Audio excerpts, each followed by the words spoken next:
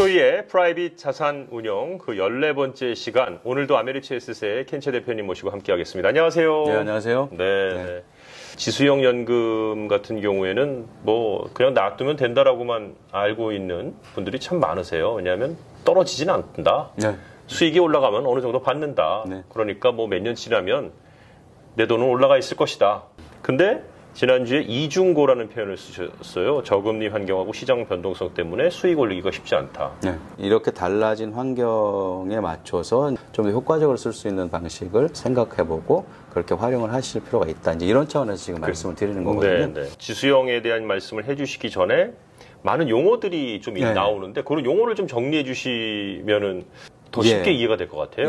그리고 가장 많이 듣는 표현이 아마 캡이라는 표현일 거예요. 캡. 네. 네. 캡이 이제 모자라는 뜻이잖아요. 지수형 연금은 지수와 연계해서 지수의 변동에 따라서 수익률이 결정된다고 다들 알고 계시잖아요.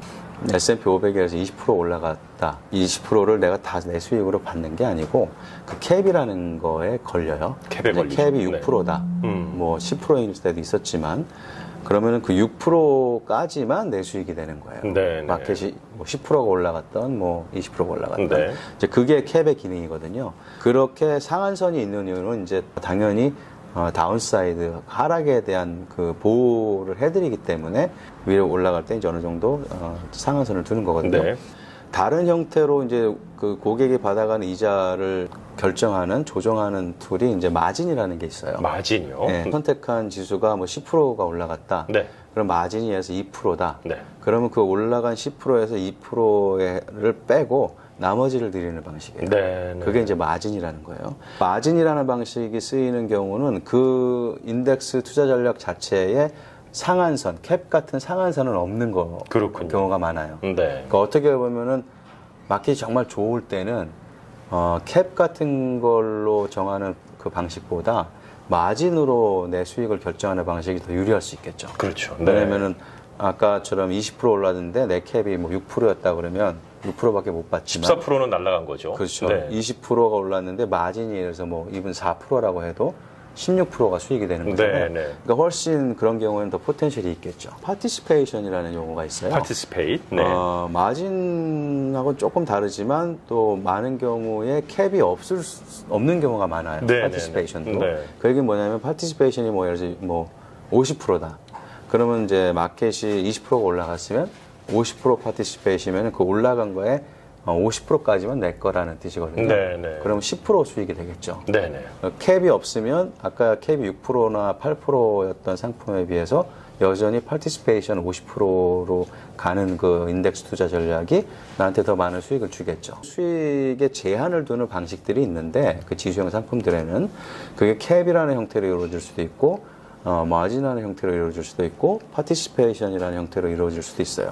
어떤 경우는 그게 컴비네이션으로 되는 경우도 있고. 네. 그러니까 그런 걸 좀 잘 보셔야죠. 전혀 모르고서 그냥 알아서 해주세요는 하지 말라는 말씀인 거죠. 네. 저희 일하시는 분들을 너무 힘들게 할 수도 있는데 제가 이렇게 말씀을 드리면 그러니까 그런 초이스들이 있다는 건 적어도 아시고 그쵸. 좀 상담을 하시고 전문가의 의견을 좀 들어보시고 나한테 맞는 것 그리고 요즘 환경에 맞는 것으로 이렇게 선택을 하시면 좋은 결과가 나오지 않을까 생각이 되는 거죠. 자, 그렇게 해서 저희들이 일단 뭐 용어들이 앞으로 좀 자주 등장할 수 있는 거기 때문에 좀 말씀을 좀 드려봤고요. 지수형 연금의 이중고에 시달리는 이때예요. 저금리하고 이제 시장 변동성이 확 워낙에 심하니까. 네, 지금 같은 환경에서는 결론부터 말씀드리면은 억제지수라는 거를 좀 많이 활용하시라 이렇게 말씀을 드리고 싶어요. 억제지수요? 예, 영어로는 이제 Volatility Control Index라고 그래서 줄여서 VCI라고 많이 부르거든요. VCI. 예, 네네. 지수형 연금이나 지수형 생명보험 상품들에 많이 있어요. 뭐 없는 상품도 있지만. 근데 대체적으로 다 있군요. 이게. 예. 점점 VCI를 통한 투자 옵션이 많이 개발이 되고 많이 지금 소개가 되고 있는 추세거든요. 저금리 환경이 좀 오랫동안 지속이 되고 있잖아요. 그러니까는 지수형 상품들을 소개하는 보험회사 입장에서도 계속 그 수익 구조를 개선하기 위한 노력을 할 필요가 있잖아요. 네. 왜냐하면 BCI 자체가 volatility control이라는 표현이 S&P 500 같은 경우에 원래 자기의 volatility가 있는데 그것보다 훨씬 덜 volatile 만든다는 거잖아요. 그러니까 그런 형태로 이제 여러 다양한 인덱스를 만드는 거예요. 그래서 시장보다는 등락이 덜하게. 그 얘기는 뭐 올라갈 때 덜 올라가고 네. 내려갈 때 덜 내려가는 거겠죠. BCI를 쓰는 이유는 이제 보험사들이 이렇게 저금리 환경 때문에 그 수익을 내기 위해서 옵션 가격을 줄이기 위해서 이제 고안해낸 거고 지금 점점 많은 회사들이 다양한 BCI를 개발해가지고 이제 그거를 활용을 할 수 있도록 고객들에게도 이제 제공을 하고 있는 거죠. VCI라는 것이 들어있는 걸 선택하시는 게 좋은 선택이 될 수 있다. 그럴 수 있죠. VCI라는 자체는 변동률을 낮춰놓은 거니까 내려가는 것도 낮춰놓고 올라가는 것도 낮춰놓고 조금 안정적이긴 하지만 그렇죠. 올라가는 걸 막아놨으니까 내가 돈을 많이 못 버는 거 그럴 아니냐. 수도 있죠. 옵션 시장에서는 그 볼러티리티가 낮으면 그만큼 가격 경쟁력이 생기기 때문에 비용이 덜 들어가는 거죠. 거기에서 이제 수익을 그러니까 비용을 좀 줄이고 근데 반면에 마켓이 좋았어요. 그러면은 볼러티리티 낮춰놔도 예를 들어서 S&P 500이 30%가 올랐다. 근데 그 S&P 500의 볼러티리티를 낮춘 BCI에 그 투자를 하니까 걔는 한 15%밖에 안 움직였다. 그럼 30% 오른 상태에서 15% 올라갔어도 15%를 내가 받으면 스틸 수익률이 상당히 좋은 거잖아요. 안 그랬으면 예를 들어서 S&P 500에다가 내가 전통적으로 원이어 포인트 인덱스에다가 내가 투자를 하면 걔가 만약에 캡이 뭐 6이다. 그럼 마켓이 30% 올라가도 어차피 6밖에 나는 못 6밖에 못 받잖아요. 근데 BCI를 썼어요. 근데 BCI는 변동성이 낮아. 마켓이 30% 올라갔어. 변동성이 낮아가지고 이 BCI는 15%밖에 안 올라갔어요. 그래서 마진을 내서 2% 빼요. 그럼 13%잖아요. 캡이 없어요. 그러니까 손님 입장에서는 전통적인 원이어 포인트의 캡이 있는 그런 인덱스 투자 전략을 쓰는 것보다 BCI를 써도 변동성이 낮은 걸 써도 캡이 없고 그리고 마켓이 좋을 때는 그 캡 변동성이 낮은 상태에서도 충분히 높은 수익을 낼 수가 있기 때문에 결과적으로 훨씬 더 많이 벌 수가 있는 거죠. 지금 얘기한 거에서 VCI를 썼을 때 캡이 좀 없어야 된다는 약간 전제가 조금 있긴 있는데 네. 캡이 없는 경우가 많이 있나 보죠? 대부분이에요.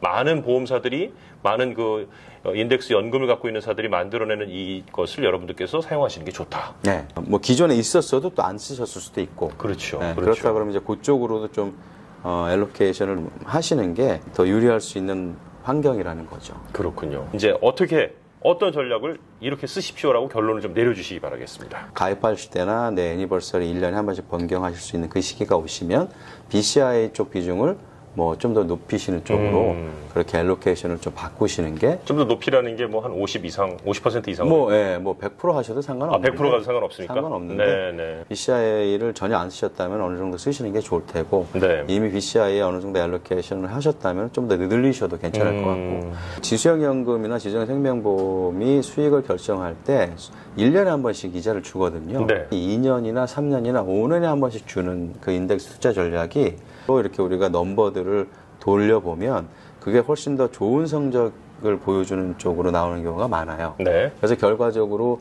어드바이저 분들도 그렇고 이제 고객분들도 그렇고 숫자가 좋게 나오니까 그렇게 긴 연수로 연 단위로 가는 그런 인덱스 투자 전략을 선택하시는 경우가 많은데 이제 그거에 대해서 저는 이제 조금 조심하시라고 말씀을 드리고 싶어요. 장기적으로 이거를 예. 선택해 놓는 거. 왜냐하면 예를 들면 5년짜리를 하셨다고 보자고요.